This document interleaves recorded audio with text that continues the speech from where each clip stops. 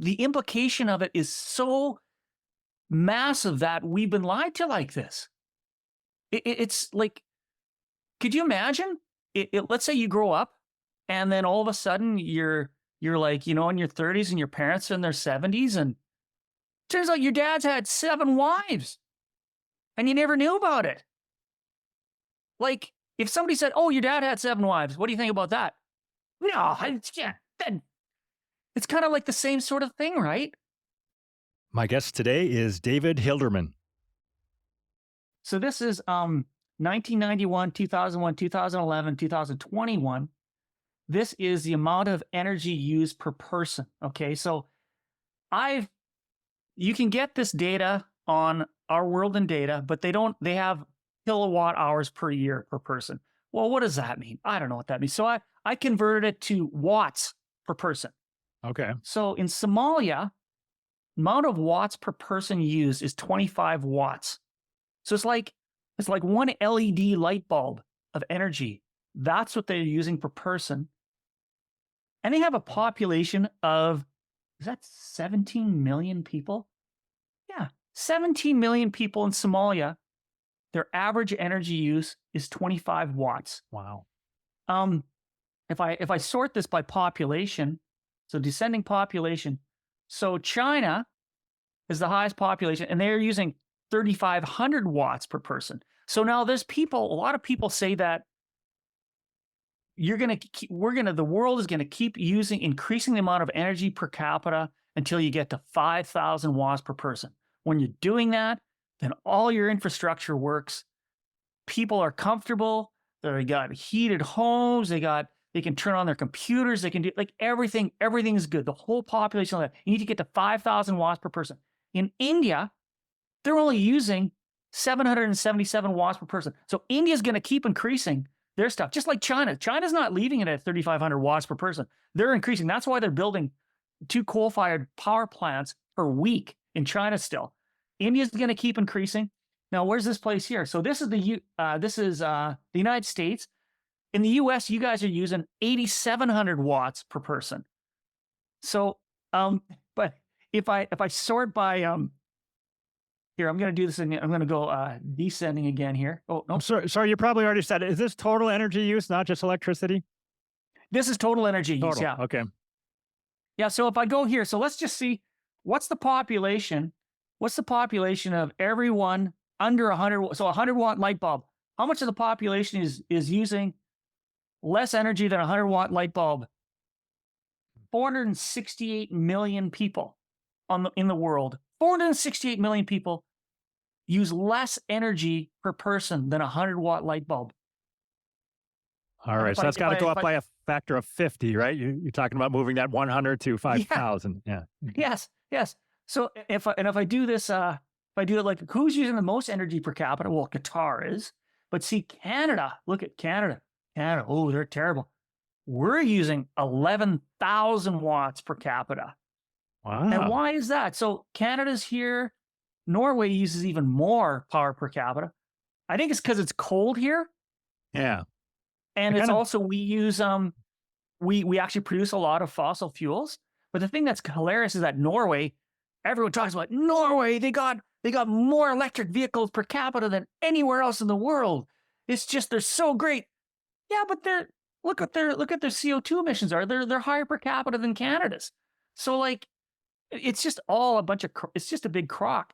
But the bottom line is, all these people that are using all this energy, and a lot of it's fossil fuels, man, they're making plants grow faster. So it's a good thing.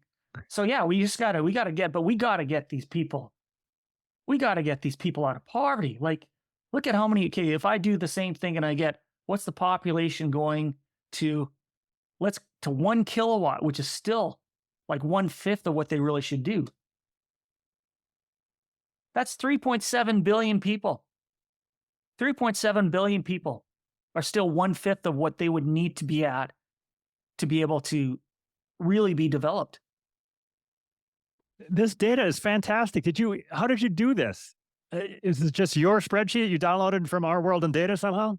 Yeah. So this is the data. So I downloaded Our World in Data. I downloaded you can get, let's see, is this, Huh. yeah, okay, so this is a pivot table. I got to go this way. You can download it, what, CSV, right? Download CSV Yeah, data. CSV. So this is what the data looks like with the CSV.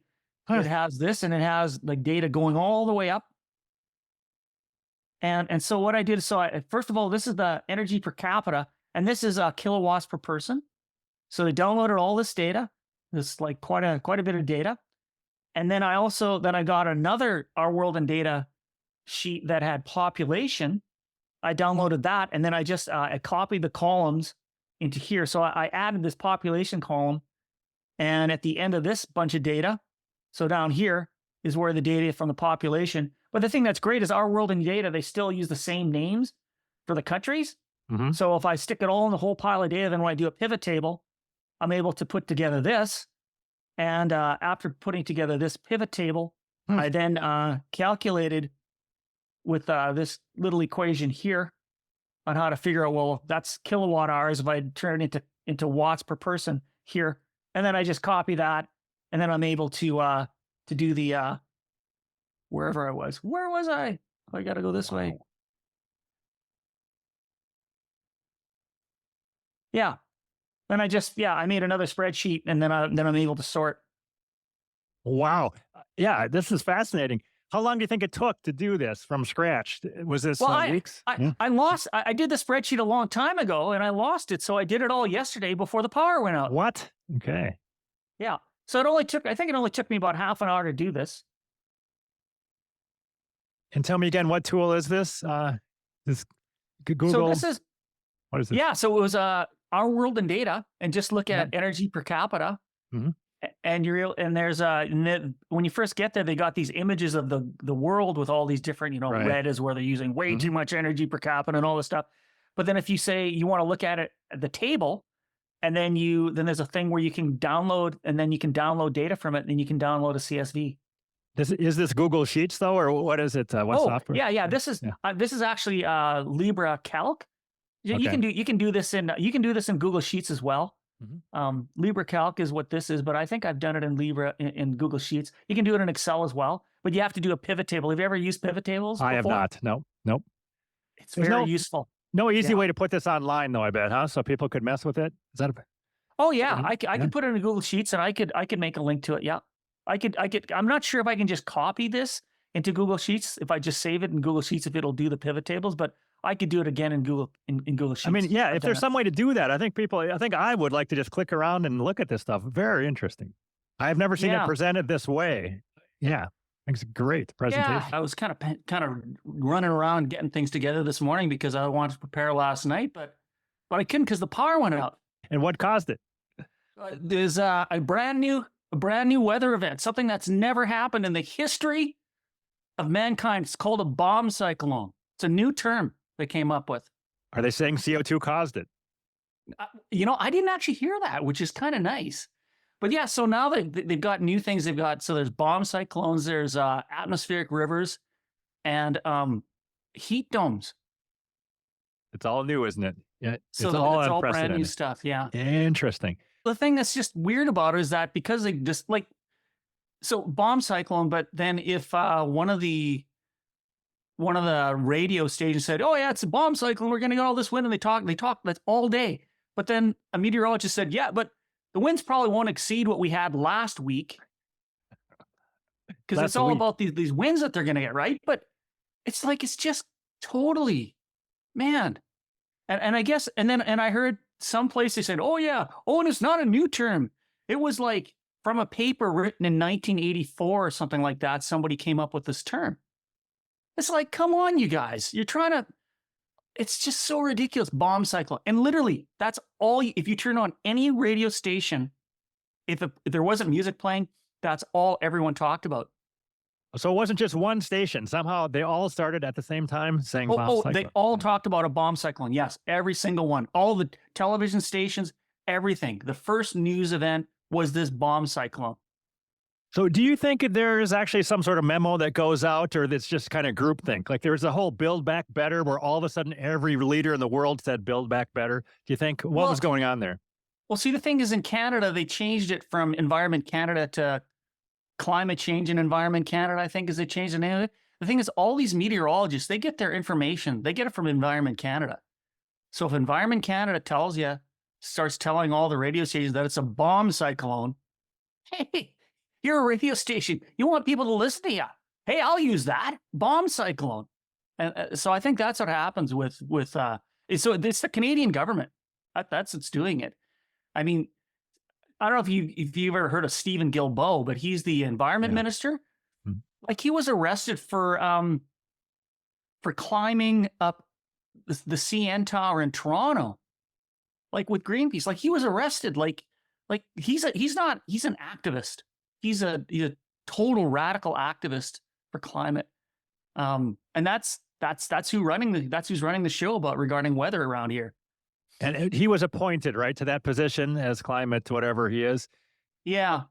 Do you think, is there going to be another election where maybe he'll lose his job, or what's happening election-wise nationally there? I think he will lose his job. The problem is that the NDP, the Liberals have a coalition with the NDP, and the NDP, they know they're going to be wiped out in the next election too. So even though the NDP said, "Oh, it's terrible, Trudeau's doing this and this and this," but they never vote against him when there's a confidence vote. So they're going to stay until 2025. Then they'll get the boot. When is that election? Is it scheduled in 25? Yeah, I think it's the end of October in 2025. It's unfortunate that it's also really, so there's a lot of people in Parliament, a lot of NDPs who they need to be in government for a certain amount of time in order to get lifelong pensions. And somehow the date for the election got moved back by 2 weeks. So these guys will get their pensions.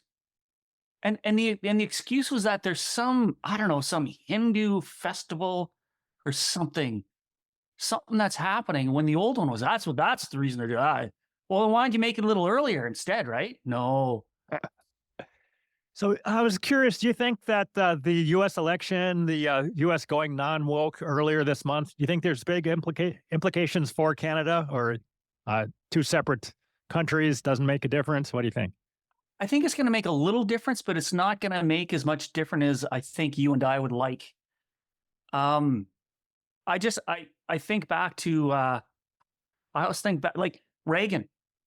In Canada, we all thought Reagan was a terrible guy. Like, we thought Reagan was absolutely terrible. He's just gonna like destroy the poor. He's just not an uncaring human being. Like, I seriously thought that. I never thought about it too much, but that's just Reagan, he was terrible, right? And then, during all the stuff with COVID and stuff, and there was a lot of, I was involved in this organization called We Unify, and they'd bring speakers, and they actually had a guy, his name's Brian Peckford. Brian Peckford is the last living person in Canada to sign the Canadian Constitution that was passed. I think it was in 1982 or something like that.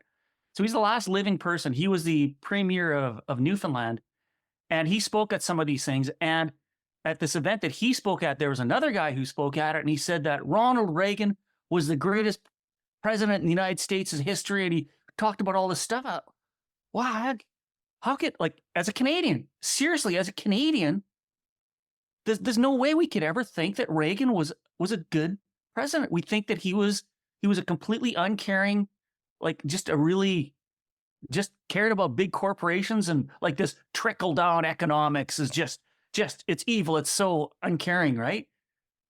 So I don't know, in Canada, so with the U.S. election, the thing that I worry about, Trump's appointing all these great guys that are just going to annihilate this crazy climate narrative.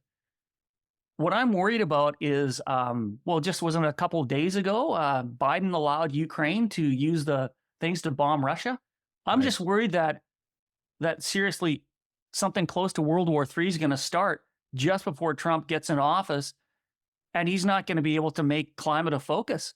He might have people doing policies and stuff like that so that it'll end the crazy legislation regarding climate. But I'm just worried that people in America won't hear anything about it, and the world won't hear anything about it, because there's just going to be this crazy war. And then 4 years late, like, you know what I mean? That's the thing that I'm worried about, because it's all about teaching the people the right things, right? And that's the thing that I'm kind of worried about, that it's not gonna. I mean, I really hope it does make a huge difference. It has a potential to, but if this crazy unrest in the world happens just before Trump gets into office, so he has to deal with that, that's going to be the main focus. Yeah, so we're recording this on November 20th, so 2 months until the inauguration. And it really does look like the deep state wants to start World War III in the 2 months remaining till Trump gets in office. It sounds crazy, but I don't know why else are we doing this? Why are Yeah. we escalating now? Yeah. Well, I mean, the thing is, the media, the only criticism I've heard about Biden allowing Ukraine to use these long range missiles deep into Russia right now, the only thing that I'm hearing is that, why didn't he do this earlier? Why didn't he allow Ukraine to bomb Russians like right away when he gave them the missiles? That's the only criticism. No criticism that, oh no, he could start World War III. No, he should have done it way earlier. I mean, he's doing it now because 2 months is probably a good time to start World War III before Trump takes office. Yeah, I think I just heard Ed Dowd talking about this, that we don't want to normalize lobbing long-range missiles into Russia because they don't know if they're nuclear warheads or not. And we don't want nuclear whatever. We don't want to start World War III with a nuke or a misguided whatever. I'm worried about the whole thing. But I do think that if we can get to January 20th, then we don't have World War III, then Trump's people are going to do a lot of good. That's what I'm hoping. Yeah. No, it's, I think I'm hoping it's going to be just like he's saying, everything really good. I mean, I guess the stuff about Israel, I don't know. I think Israel's weird, but Israel and Palestine is weird. It's hard to figure out what do you do in that situation, but absolutely everything else, perfect. I mean, in fact, the stuff that he's talking about Israel might be perfect, but I just don't know one way or the other with that one. I don't know either. We talked last a few months ago, and it sounds like from your perspective, the Canadian public is still in on this thing that Canada's too hot and we have to fight CO2. Not much change there. Well, maybe there's a little bit of change, but it's definitely not the majority. It's definitely not the majority. Oh, I just saw there was a crazy poll. There was a poll a little while ago about what Canadians thought about climate. I can't remember what it was, but it's still the majority thinks we got to stop climate change. Yeah. So Canada, of course, has different legacy media, but do you think they have the same, they're listening to the same podcasts and they're on X and everything else is kind of the same? The non-legacy media in Canada is pretty much the same as over here in the US? It might be. I don't know. Like, it's hard to know. It's funny. So unfortunately, I don't remember the guy's name, but I met this guy at a party a couple of weeks ago, and he's from Ottawa. He was actually a journalist. He wrote, and I think occasionally in fact, the guy, he looked familiar. It's like I've seen him on TV or something before.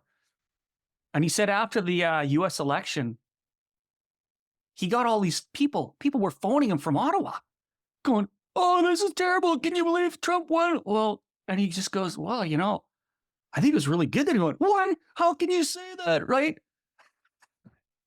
And he said, this one guy that phoned him, the guy was so mad, he just basically hung the phone up on him, right? He was just super mad. Then a few days later, he phones him again. It's like, guys, listen, this is a really good thing that he won.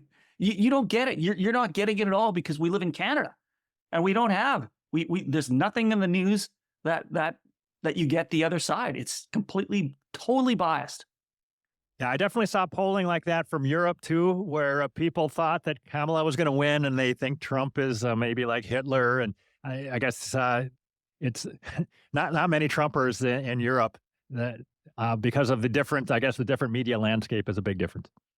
Yeah, it's it's quite amazing. I mean, obviously some people are waking up. I mean, I've woken up, right? Like, because you just think that you're not being lied to. Like, why why would you think your government? Why is your government? I mean, the media is supposed to be there to like keep government to account. Like that's why they're there, right?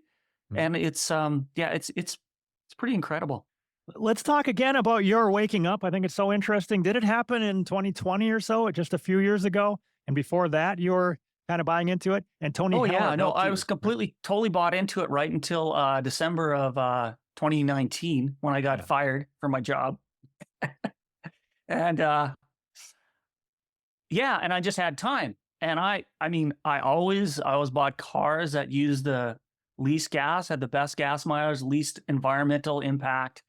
And man, like it makes me sick. Like I think the thing that makes me the saddest is that, you know, I have friends that buy big trucks and they got these, you know, big boats and stuff like that. And it's like, man, listen, okay, so I'm a Christian, and I just think, I mean, I don't know, maybe that has nothing to do with it, but I just think that as a Christian, I want to live I make decisions in my life all the time, and I can make things that are good or I can make things that aren't so good. And I should always be striving for the best decisions for everybody all the time. And part of that is caring for our planet and getting the lowest carbon dioxide emissions possible. And that's how I lived. I totally lived that way. But then I discovered that, no, I didn't discover. I just saw that we keep getting told that we should go wind and solar for energy. And that didn't make any sense. So I started doing research into that. And I was just talking to a guy in Vancouver.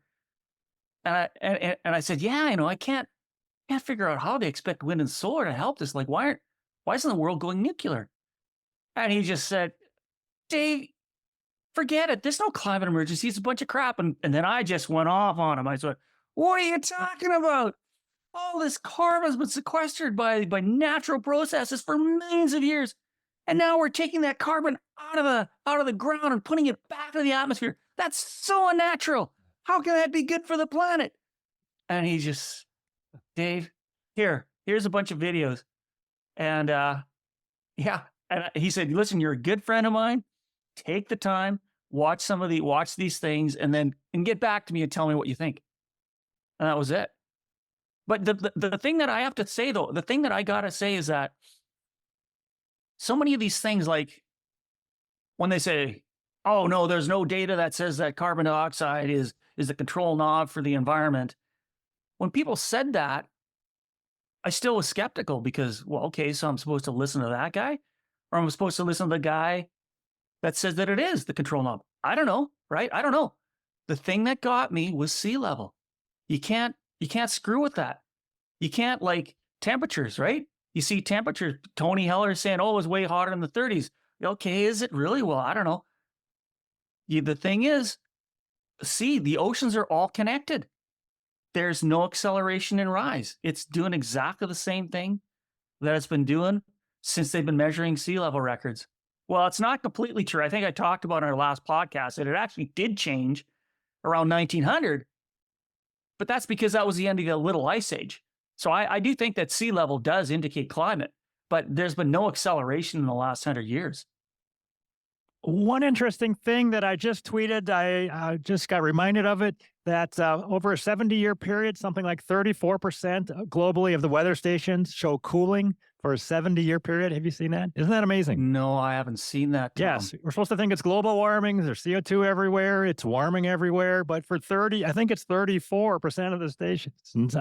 For 70 years, it has cooled. Yeah. So there's a lot of homogenization going on and funny stuff going on. But this whole idea that we got slow warming all the time everywhere, that's not happening. Yeah, it's amazing. But yeah, and so like I don't get a knot in my stomach. I don't feel like going for a walk because I can't. The shock of it is so unbelievable that I can't take it. But that's kind of what I was like when I sort of came to the conclusion that NASA's lying to us. Like all this stuff, it's a big lie. Like that's pretty freaky. That's pretty huge. And I think that's a big thing to overcome. Like if you're just busy in your day-to-day life, like it's really hard to just go, oh yeah, they're all lying to us. My government's been lying to us for the last 40 years. Like it's just it's a really tough thing to swallow, and I think we've got quite a way to go in Canada for the majority to be thinking that way. I think that we need leaders that have taken the time to figure this stuff out, to be publicly saying it. And John Rustad, the leader of the opposition here, so his government, they didn't win the election here, but they were close. I don't know. You probably didn't hear anything about that. I did not. Nope. You mentioned it, but I didn't follow up. Yeah. So it's kind of weird. So it was almost a perfect tie. And it's really unfortunate because so it's a bit of a long story. So there was called the Liberal Party in BC. It was Liberals and NDP. Those are the two rival parties in BC. Now, the thing is, the Liberal Party in BC wasn't that much like the Liberals nationally. They were more right. They're further to the right. And NDP was in government in BC for, I don't know, a decade. And they were in government when I first moved here in 2000. And a couple years after we were here, the Liberals got into power, and we could totally see our taxes going down. Like, it was made a huge difference. Like, these guys, they reduced taxes, and so that was really good. But then because the Liberals are just so hated in Canada right now, the Liberal Party in BC figured, well, we should change our name. So they changed their name. And before they changed their name, though, John Rustad, who was an MP in the Interior, there was the Liberal government said they were going to basically restrict nitrogen-based fertilizers, and he's got all these rural people in his like his area where the people that he represented, and he said, well, no, listen, we have to, the BC government, we need to like we're in the official opposition in BC, we've got to be pushing to get to meet with the federal government to say, no, we can't do this. This is ridiculous. This is going to hurt farmers so badly. We got to do this. And his party said, no, we're not going to do that. No, we're going along with this climate thing. That's what the people want. It's like, what? So he retweeted something from Patrick Moore saying basically that there's no climate emergency. And within a few days, after a few conversations with his party, they kicked him out of the party for retweeting a tweet from Patrick Moore. And so there's this BC Conservatives that had something like 1.8% of the vote, popular vote in BC in the last election, and the previous election before that. And they said, hey, you wanna join our party? Because you're a sitting in the legislature right now. We'll have somebody there. And he said, yeah. And so they went from 1.8% of the popular vote to almost winning. We're talking, it was I think there was literally the NDP won by two basically the tie was broken. That's how close they won. And the only reason that they won is because the Liberal Party that was still there, they were doing so bad in the polls. The leader of the Liberal Party said, we're going to pull out of this election because we don't want the NDP to win. And the leader of the party said, and I really want all the previous candidates for the Liberal Party to drop out of the race, try talking to the Conservatives, see if they'll take you as a candidate, but we're dropping out of the race because we don't want the NDP to win. The only reason the NDP won is because there were 3 people from the Liberal Party that refused to drop out, so they ran as independents. And so those ridings, it was like a 3-way kind of thing, and then the NDP won because it split the right vote, which is really unfortunate because we could have a Conservative government right now in BC. So are you confident that the votes were counted correctly? No, I'm not. Do you have to show photo ID? Yeah. We're talking 20 votes is how much some of these ridings won by. It was ridiculous. I'm curious, so was there mail-in voting and lack of photo ID, all that stuff? Yeah. No, I think they're pretty good with IDs in Canada, but there were lots of mail-in voting. I don't know. I don't know if that's what happened here, but I mean, the reason that they didn't win is because of these guys that ran as independents. I mean, none of those guys won. None of them won, but it split the Conservative vote. Okay. So where does this leave John Rustad then for his political career? What happens next? Oh, they're great. They're official opposition. So the media can't ignore them. Unfortunately, it makes me gag. The previous government had only 2 Green Party members, 2 Green Party people that were in the government. But they seriously got nearly as much media coverage as the other 2 parties. Like, it's just so ridiculous. You know, just like Elizabeth May. I just saw Elizabeth May, who is the Green Party leader in the federal government, being interviewed like yesterday on TV. Like, what is going on? Why?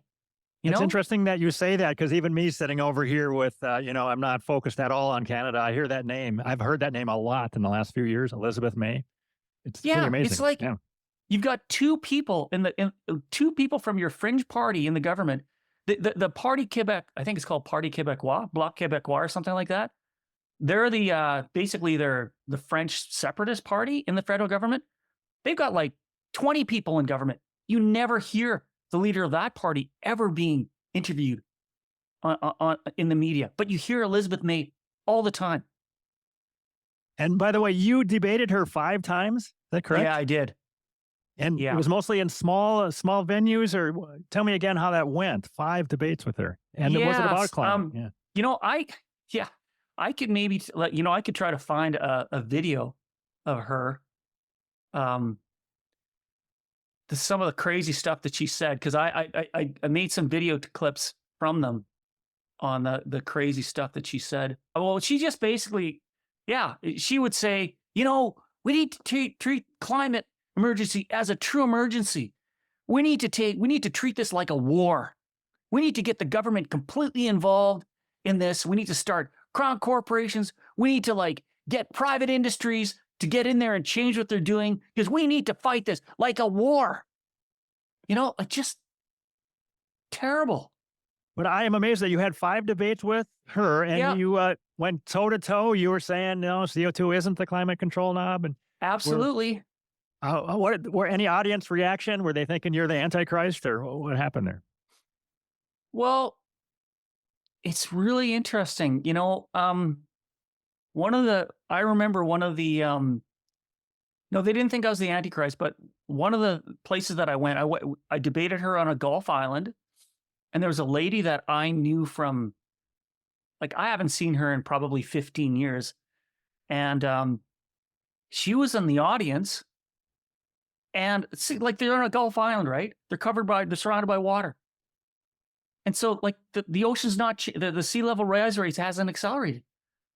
But even though I was showing her, after the debate, she came and talked to me to say, hi, hi, remember, what do you think about this? I'd ask her, it's she couldn't accept it. She thinks we must be in a climate emergency.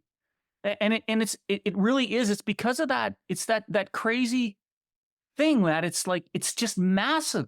What the implication of it is so massive that we've been lied to like this. It's could you imagine? Let's say you grow up, and then all of a sudden you're in your 30s, and your parents are in their 70s, and turns out your dad's had 7 wives, and you never knew about it.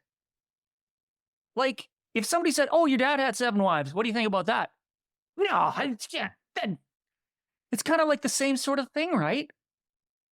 Good way to put it. Yeah, it is. It's this is absolutely, because it's so unreal. We've always trusted these people. We've always trusted our governments. Yeah. Have you seen it though? I have seen it. So many people have said because of COVID, that's why I'm starting to question things. I don't know if you're seeing it, but it heartens me a lot. So many people have told me that. So many. Yeah. No, that's true. Yeah, I have. Yeah. And I think it could be, I think it might be, I have a feeling it's maybe the election in the US, so many people wouldn't actually want to say that they supported Trump because they didn't want to get canceled. They didn't want to get ridiculed. It might be that way in Canada regarding climate now. It might be because COVID, but people still don't want to say it because you get slammed. You get called a climate denier, right? Right. Like, it means like, because we've been trained, like there's a CBC program called What on Earth? I don't know if it's daily, but it literally is about the climate crisis. Like, it's every day. And the stuff that they have on it is just completely mental. Like, I was thinking about this. So, like, quite often you hear they'll have psychologists on saying how it is that people could possibly be climate deniers. How could they not acknowledge this? Like, what's the psychological reasoning for how that could possibly be? You know, I was thinking like how somebody's got to start doing that regarding COVID though, because there are these just blatant in your face facts why it just made no sense for some of these things to happen. How is it that everyone just went with that? You know, I mean, I guess kind of who's the guy that the mass whatchamacallit? Jim Jones? No, mass No. no, he's a guy who's been talking about basically saying how kind of the way that the Germans kind of follow the Nazis. Matthias de he's been Smet? Matthias yeah. de Smet. Yeah. I love that guy. Yeah. So I guess he's kind of doing that a little bit already, right? But Yeah. He says, he talks about mass formation psychosis, right? that's it. Yeah. So, no, Tom, you've been talking to so many people. Like, you've talked to so many people.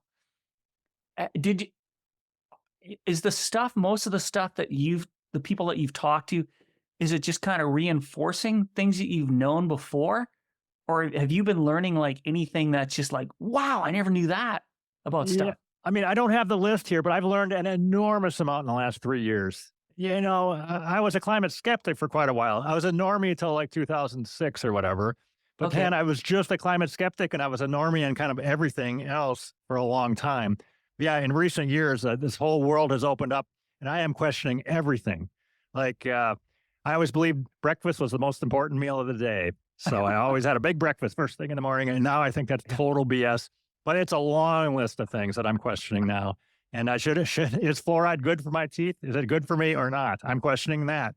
But there's a lot of stuff. Abiotic hydrocarbons. That's not a popular one to bring up, but I am questioning whether we really know whether all the hydrocarbons we have on Earth came from life, because I think we don't know that. But yeah, I'm learning a ton. I'm loving it. Yeah. I feel very blessed to just have the chance to talk to so many people. And I listen to these podcasts at least twice, maybe 3 times as I'm going over them again. So I feel like I'm letting it sink in. So yeah, it's great. I'm loving it. But it's not like I'm done now. And now I know this stuff because the more I learn, the more I know that we don't understand this stuff. Everything is more complicated. Almost everything is more complicated in nature than we think it is. Yeah. Oh, yeah. Yeah. Do you know Martin Armstrong? Have you heard of him? I don't know that name. What is that? Martin Armstrong is he's an economist, and he's got like he was into computers like when computers first started existing that you could do anything with them. And he's an economist, and he made a model, an economic model that basically tries to take lots of things into consideration, governments, wars, all these things going back a long time. And he accurately predicted Trump winning the first election. His model also predicted that it basically came up that it was a tie. His model couldn't predict who was going to win the last election in the US. And he accurately predicted that Trump was going to win this last election, like a year before the election was. So he's very super interesting guy. And he'll mention climate here and there, but it's always a fringe thing. He doesn't get right into it. I think having somebody talking to him in depth about climate and what he's seen through, to give you an example of his level of in the world, the U.S. administration, the different parties, they get him to interview potential candidates, check out, talk to Bill Clinton, and see what his brain's like, see if he knows anything about anything. Like he actually interviewed George Bush, and they asked him, so what do you think about this guy? Oh, he doesn't have a clue. He's just, and they said, oh, that doesn't matter. We don't care about that. And anyway, just stuff like that. Like he's really interested. Yeah, Martin Armstrong. It's Armstrong Economics. All right. Yeah, I just pulled him up I'm using perplexity.ai. That's my new favorite thing. If I'm trying to learn about a subject, I type it in there, but it's got a bunch of stuff. It says he predicted the 1987 stock market crash. Yes. Okay. Huge. Yeah, he's done a bunch of stuff, and he got thrown in jail for, I think, 8 years or something like that. Well, and they couldn't, he refused to give his model to the US government.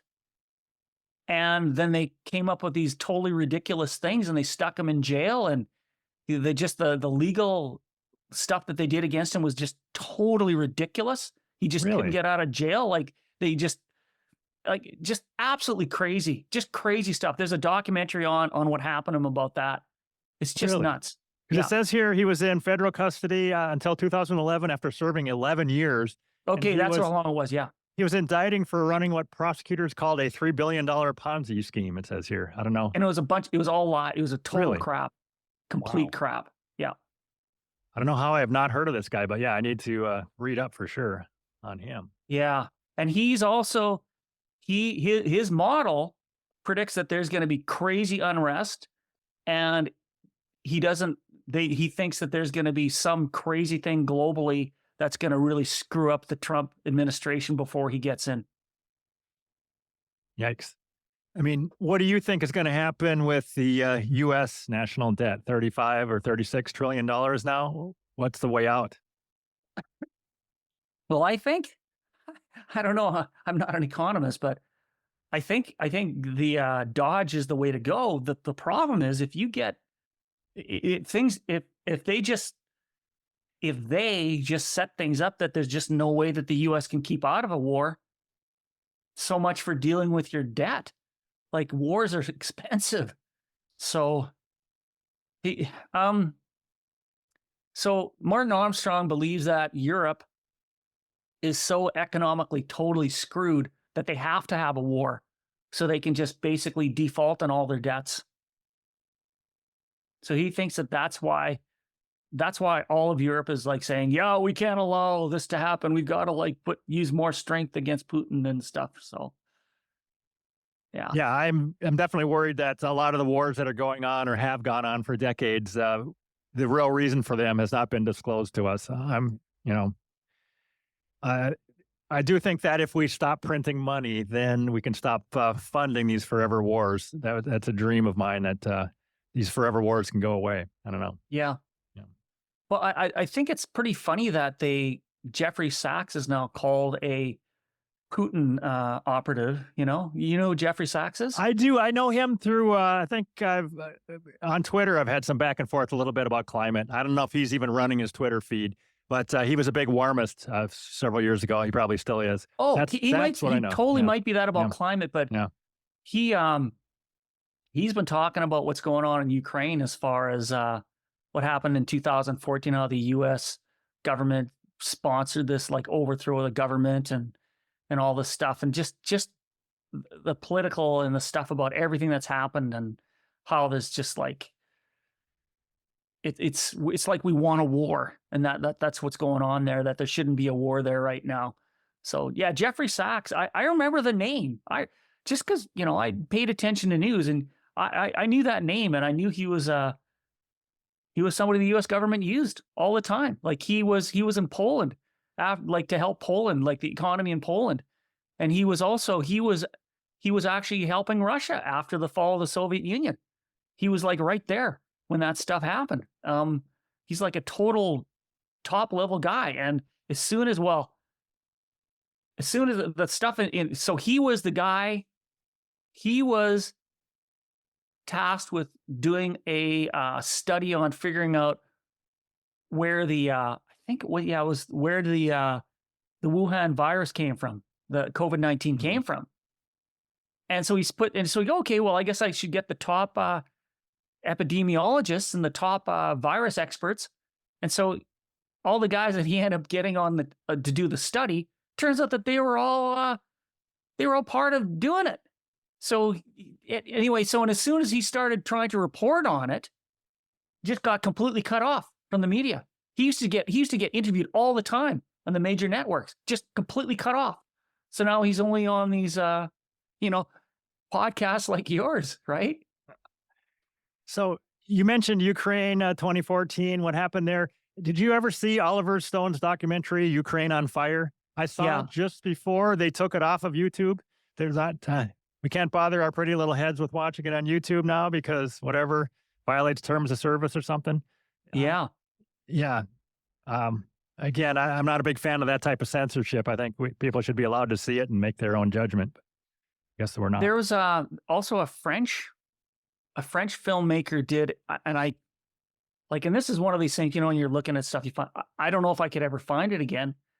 And this was like, this filmmaker went into the Donbass area, and these people were just getting this bombed like crazy. Like families were living in the basements of like schools and stuff like that because they were afraid they're going to get, like, this was happening for years before Russia went in there. And like, it's just like, okay, so there's all these Russian speaking people and they're like fleeing because of violence into Russia, and the Russian government, okay, we're going to just keep these people, or we're going to just try to like, should we try to help and like maybe use some force to like get the Ukrainian government to not make it illegal to use Russian as a language and things like that.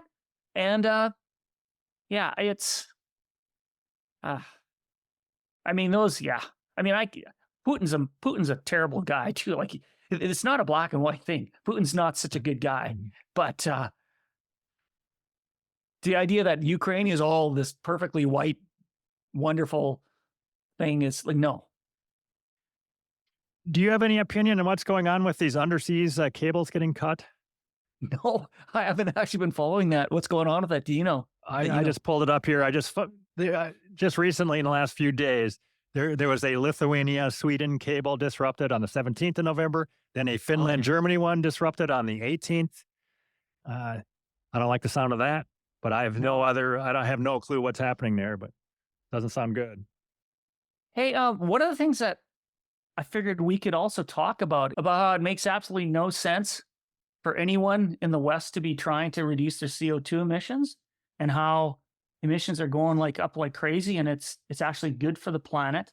Okay, so this is Canada can't impact global CO2 emissions.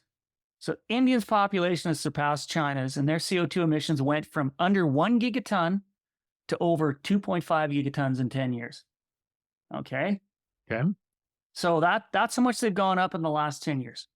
So if you look at what's the period, this is the period that China did the same thing.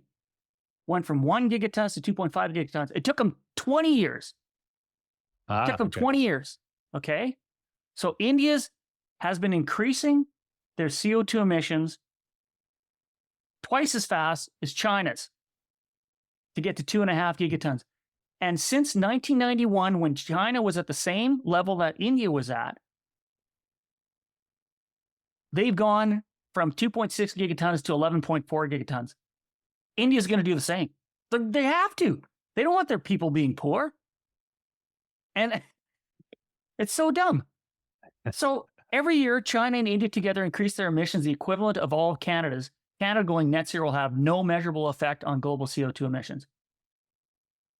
And I mean, it's the same with any first world nation. There's so many people in those countries, and they don't want their people in poverty. And I showed you this graph before. China and India burning more fossil fuels is bringing their people out of poverty. It's a good thing.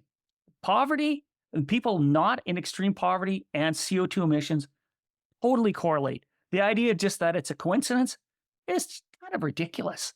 It's totally, you're bringing people out of poverty. So Canada, this blows my mind. Canada has 17,000 hectares of solar industrial parks, and 70% of this has been built since 2020. So I don't know. Tom, do you think, is it possible that COVID and climate was kind of put together so that people wouldn't pay attention to this stuff because they'd be so worried about COVID that governments would go crazy and just doing these things to destroy their electricity grids. I think it's crazy, possible. but I don't know. I'm just curious. I don't know if you have solar panel facilities near you or lots of snow near you, but it just came up today on Twitter. I've never seen anybody wiping snow here in Minnesota off of the panels.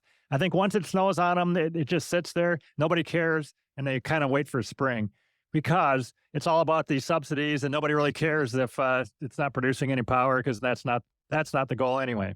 It's totally about the subsidies. It's completely about the subsidies. And the thing that sucks is that I think what's going on in Canada, like Saskatchewan, those people in general are quite practical. But there's a new wind farm that went up, 300 megawatts of wind power near a place called Kipling, Saskatchewan. And actually, it was a 300 mega. I don't know. It cost $300 million. But they say, oh, but it wasn't the provincial government that did it. It's all private money. Yeah, it's private money getting subsidies from the federal government. Like, it's ridiculous. I do have a little nugget here. I'm going to put this tweet up in the show description. I don't know if you've heard this before. On my podcast, energy expert Douglas Pollock said, quote, above 35 degrees of latitude north or south, the amount of energy you need for a solar panel to be built, manufactured, mined, etc., is greater than the total amount of energy that the solar panel will produce through 25 years of lifespan. So by his calculations, if you get that far from the equator, it doesn't make sense. It's more cost than benefit, energy-wise. So yeah, I'll put that in the show description. And by the way, I mentioned that 34% of these stations are cooling. I also found that tweet. I'll put that in the show description too. Yeah. Yeah, so here's the effects of net zero. Canada plans $20 billion in subsidies for carbon capture, clean tech, $900 million project to create hydrogen plants, refueling stops in BC, Clean BC to go electric EV charging rebate program. Canada's committing tens of billions of dollars to the EV industry. Here's a list of the planned projects so far. CIB to lend BC Ferries $75 million to launch its vessel electrification program with the purchase of 4 ferries. Like, you're going to electrify ferries? Like, why? Come on. Like, it's so stupid. Get up to $2,000 for installing energy-efficient windows and doors. Get $2,000 for installing a heat pump. Get up to $1,200 for new insulation in attics, exterior walls, and more. Yeah, but that's money. It's not free money. They're not digging it out of the ground. They're not picking it off trees. We're paying for this stuff. So what's the effect of net zero? The net effect on the climate, net zero. Net effect on us, net poor. The effect on the environment, net destruction. How is the debts looking in Canada? I don't even know. National debt, what's happening? Is it probably not as bad and relatively as it is in the U.S., or how is it looking in a per person basis? Justin Trudeau added more debt to the Canadian government than the entire debt that we had before he became prime minister. That's how it's going. Okay. We have $1 trillion in debt now. $1 trillion. Like that. That's just like unbelievable. It's mind-boggling for a rinky-dinky country like Canada. So maybe it's a particularly bad time to try to prevent bad weather by electrifying your ferries? Yeah, electrifying ferries. Like, what the heck? Like, and this, like, the city of Victoria was so proud they got the first electric fire engine. Like, guys, why? But you do think that the average voter, when they even think at that level about, should we spend the money on this fire engine? Even at that level, they're thinking, yep, this is, it's going to prevent bad weather. We got to do it. What do you think? I don't know if the average, but I think I wouldn't doubt that. I'll bet you it might be close. It might be more than 50% still. Like, it's incredible. I don't like, so Canada, Canadians are pretty smug, eh? They figure we're pretty good. We're good global citizens. We just think we're really good. Like, we're gonna do what we can. We're gonna do what we can to save the planet, even though we're just like nothing for population. We're not gonna make any difference at all. See this picture here? This is in Haiti. This is how people cook in Haiti. They have these shacks beside their houses and they cook in them. Did you take this yourself, or you were there, right? Or no? Yeah, I took this picture. Yeah, I Okay. took this picture, and it was actually kind of a funny situation because so it's this friend of mine uh raises money and builds homes and makes made these like middle medical clinics and things like that, and just kind of young people that are like there's so many young people there that are like they're brilliant, like they're really smart and they really want to work hard, but they have absolutely no opportunities. So this there's a young man in this family who I don't even remember what he really wanted to do with his life. And so Carlton found people to raise money to help this guy go to school. I think he was about 20 years old. And so this guy was he was in his second year of this course. And when I came to visit, they really wanted us to come out to visit their family. So we had to like go on this they rented this truck and we had to go up into these mountains in Haiti, and we get to where their family was, and they made this big feast for us. So there she's right there. They're cooking plantain. It's basically they deep fry these plantain things, and but they also killed a goat for us. Well, because we're the we were the the honorary guests, we got the special parts of the goats. All these like I don't know what the organs were that they stuck in the bowl for me to eat. It's like these are the things that everyone wants to eat, right? Well, it's a good thing you had a dog because I'm eating it and like the dog would come by just like I without anyone looking, I'd take it out and give it to the dog because like just weird stuff that I would not normally eat. Yeah, so I took this picture and everywhere. This is I mean, I did actually see there were some people that had little propane tanks that they cooked with propane, and so that was much cooler. And then they could actually take the propane stove and just have it right in their house and cook right in their house. They wouldn't have to go outside and do it in a shack. Well, would you say most people still were cooking indoors over wood? Most or Oh yeah, everyone. Yeah, very few. Like maybe I don't know, 1 in 20 might be doing the other. Yeah. is it cold enough at night that they need any form of heat, or that's not a problem? No, I don't think they need any form of heat. So this is this is great. So this is a river. Like this is just a little like Haiti. Like it's so this is a little stream that basically goes right across a road. So you just drive across. It's no big deal. See all the garbage there? It's because people put garbage there because when they get a really big storm, it just gets washed away. It's free garbage removal. And like they keep like Canada, they've banned plastic straws. Like it's just so ridiculous. We can't in Canada, they have banned plastic bags at stores. So if you go into a Walmart, there's no you don't get a bag. You have to buy one of those reusable bags. Is that at all like are they doing that at all in the US? Yeah, they are doing some of that. Yeah, maybe not in my neighborhood. I'm hearing some though.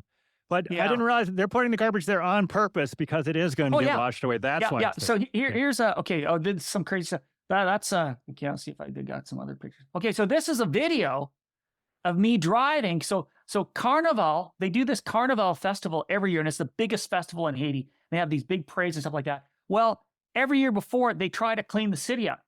So all that garbage, I don't know if you can see that's all garbage. It's all plastic garbage and crap. Like it's mostly plastics.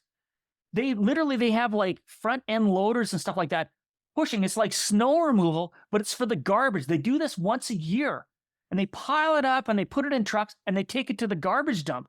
They do this once a year so they can clean up for Carnival. Like it's just unbelievable. See all that? That's garbage. That's all muddy, dirty, gross garbage. But they do have at least a landfill that they can bring it to, huh?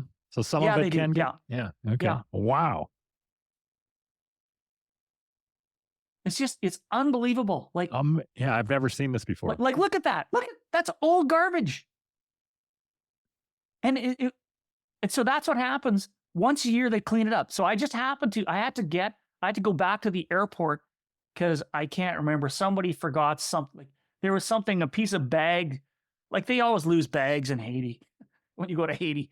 So somebody had to go back to the airport and get this bag. So I went back to the bag, and this is when I was coming back. I saw this stuff. So I'll see if there's another. So I'm curious. The people that live there must just have incredible immune systems because they're exposed to everything. It seems like with all that garbage laying everywhere, or what?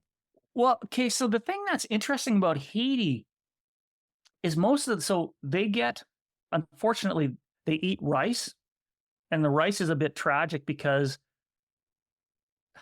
during the Clinton administration, they started like dumping American rice there. They actually had they actually grow rice in Haiti, but now the stuff that they grow there is too expensive because the rice from the US is almost free. And so, but anyway, so they eat rice, but everything else that they eat is grown there, and they can't afford any fertilizer. So it's 100, it's like that, it's organic, but it's kind of weird though. Like literally you'll see people that are digging the dirt, and there's like, there's pieces of plastic bags in there, like right in the middle of their dirt. So I don't know what that does to health, but here's another. So this is a market, and I don't know if you can see this. This is like a river. This is like a major river. There's Okay. actually a video of this, but I didn't actually I don't have the video here. I could have maybe shown it, but see that's all garbage. So people, they just, when they got garbage, they just throw it there, and that will all get washed away. It's seriously, it is completely on purpose. And where does it eventually go when it gets washed away? Where does it end up finally? The ocean. It's in Okay. the Atlantic Ocean. Mhm. Yeah.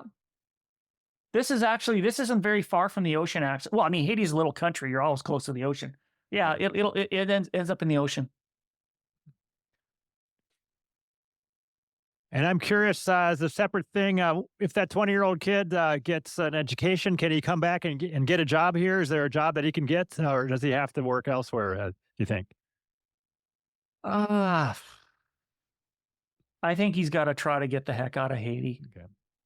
Yeah, it's so bad there right now. So I've been there 4 times, and I really wanted to go back there, and you can't. It's way too dangerous. It's just way too dangerous. My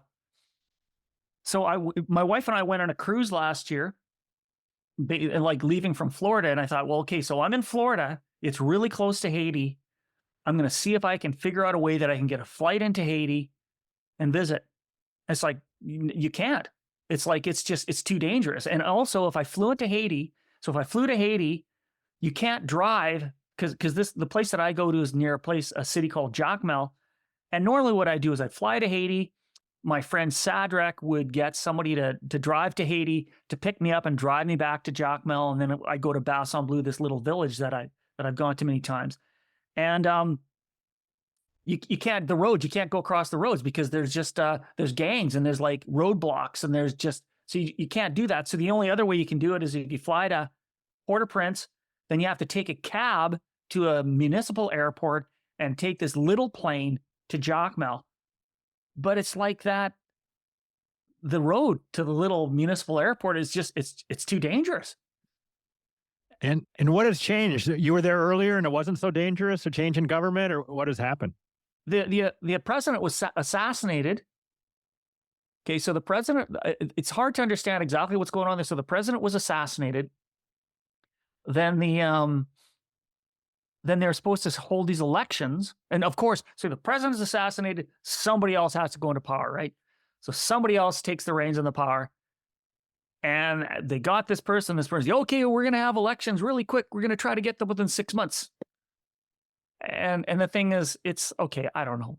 People in Haiti say that the person that they got to take over the power was a puppet of the US. I don't know. That's what I mean. Who knows? So this guy gets in there, and the gangs just say, screw it. This person's corrupt. We're not going to listen to this guy. And the gangs all through Haiti, they've just tried to take over the country. They're like, it's hard to know what's going on. Okay. It's really hard to know, like, it's trying to make sense of it. So I'm going to share this thing again. This is an image from Carnival. It's in Jacmel. It's really crazy. And, okay, that's the garbage one again. Let's go back this way.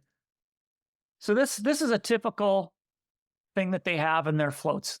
There's lots of weird things, like, just weird demons and things like that. And the weirdest float that I ever saw, I just thought, this is disgusting.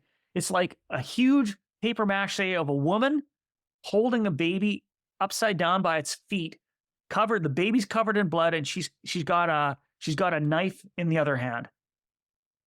And so I asked Sadrach, well, what's that float about? And he said that it's a float showing the voodoo priestess of Aristide, who was a president of Haiti. I don't know when that was. It was probably in the 90s or something like that. And supposedly this voodoo priestess sacrificed a baby to help him with his government, to keep him in power, or to make him more powerful or something. I don't know. I don't know if that happened. I have no idea. But people in Haiti totally believe in voodoo. They totally believe in it. They totally believe in having spells and doing these weird things. I've Sadrach, so the first time I went there, I went with my kids, my son and my daughter, and Carlton had a family that we actually stayed in their house. So this family, they had, I think they had a bit of a farm. They had like a banana farm, and they had two of their sons. One of their sons went to university and became a doctor. And I don't remember what the other son did, but on their property, Carlton built a school because the people in this area would have to cross that river that I showed you that had the garbage there. That was actually a little tributary of the river. That wasn't actually the main river, but the kids would have to cross the river to go to high school. There was no high school on the other side of the river, and there was no bridge.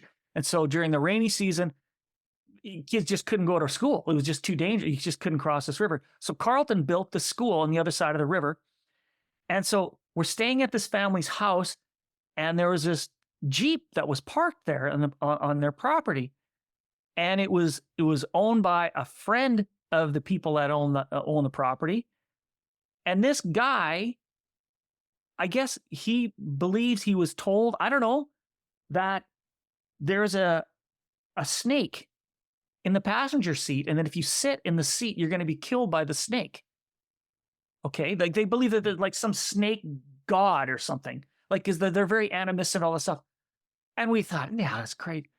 You know what? We saw that vehicle come and go many times. There was never anyone sitting in the passenger seat. And one day, I saw somebody open the passenger door, kind of like on the ground, kind of reach up and get to the glove compartment, open the glove compartment, and get something out of the glove compartment. They completely believe this stuff.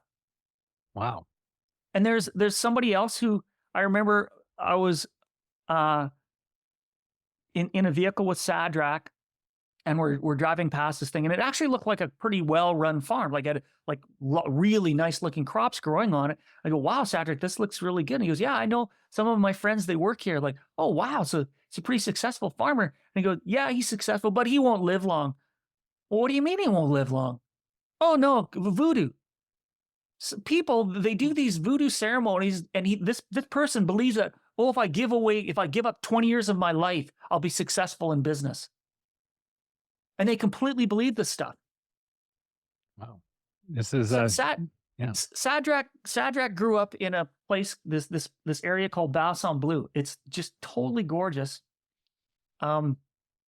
Beautiful place. And there's like this incredible waterfalls, and it's just super nice for swimming. And the way that Carlton met Sadrach was that he went to this place. He just, like, when he first went to Haiti, he says, yeah, well, what are some neat things to see in Haiti? Like before he built schools and stuff like that. Where should someplace that I should go? And they said, you should go to this place, Bassin Bleu. It's really nice. Okay. So let's see if I can find an image of it. So he goes there, and he meets Sadrach, because Sadrach, he lives in the area, and what he did to make money is he took people on tours to see these waterfalls. And so that's where he met him. Okay, so this is here's some images here. Yeah, so it's hard to, I guess I should have found better pictures of that. So this is in Haiti as well. This is like, I took a group of people there, and this is actually in the village of Bassin Bleu. And this is a guest house that Sadrach built because it's near Bassin Bleu. It's kind of a place because it's a touristy place. And so we're there eating. Sadrach had a sister that when she was 6 years old, was swimming in Bassin Bleu. And this is the story. This is Sadrak completely believes this. Sadrak tells me that a mermaid grabbed his sister and pulled her underwater. So her mother went into Bassin Bleu and fought with the mermaid and got his sister out of the water to keep her from drowning.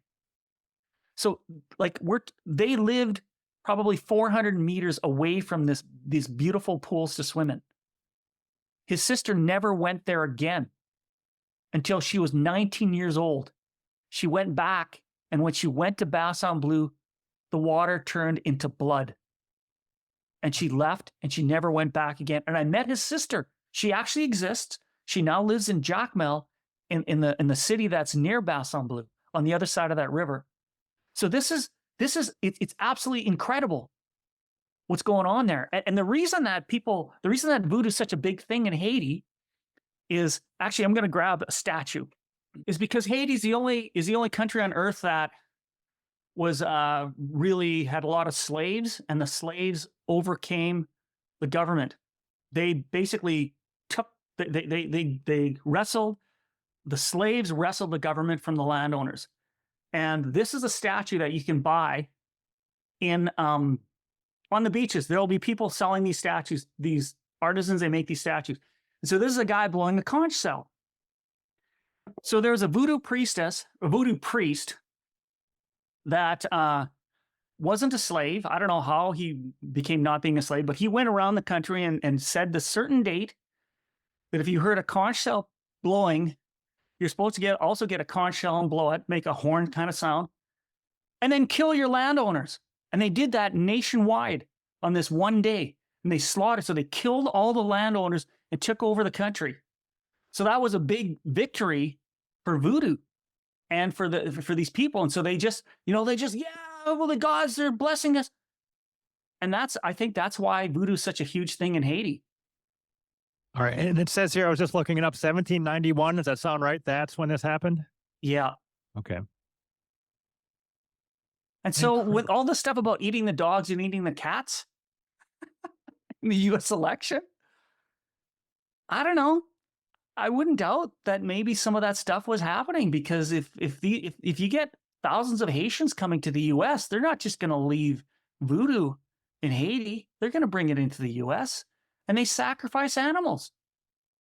So, yeah. So you do think they're eating dogs and cats somewhat in Haiti right now, right? Haiti. Yeah. Oh, yeah. I mean, yeah. Well, they sacrifice everything, right? They use it for voodoo. Yeah, they do voodoo rituals, and There was Sadrak told me about this woman who, I don't know, somehow she was able to go into the U.S. and work, and she came home for a visit, and she spent $2,000 on animals to buy to sacrifice to the gods. And she didn't have enough money to fly back. I mean, I don't know, like that's the story he told me. And I know that we, in Bassin Bleu, you have to, it's like about a half a kilometer walk to from where we were staying to where Bassin Bleu was to go for a swim. And we were going there. I was with a big group of people, and there's a guy on the side of the road who's the father of somebody that I met before. He was a friend of Sadrak's. And this guy, give me money. I want to buy a cow. I want to buy a cow. And I go, so Sadrak, should we be giving this guy money? He says, no. He just wants to buy a cow to sacrifice to voodoo. Oh, great. So none of this stuff is about food necessarily, about buying a cow for food. It's for the voodoo purpose. Sadrak said not with that guy. That guy, okay.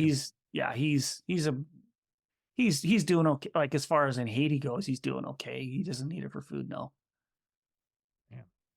You're opening up a whole new world here that I don't know anything about. So I'm learning more from you. So I'm a Christian, and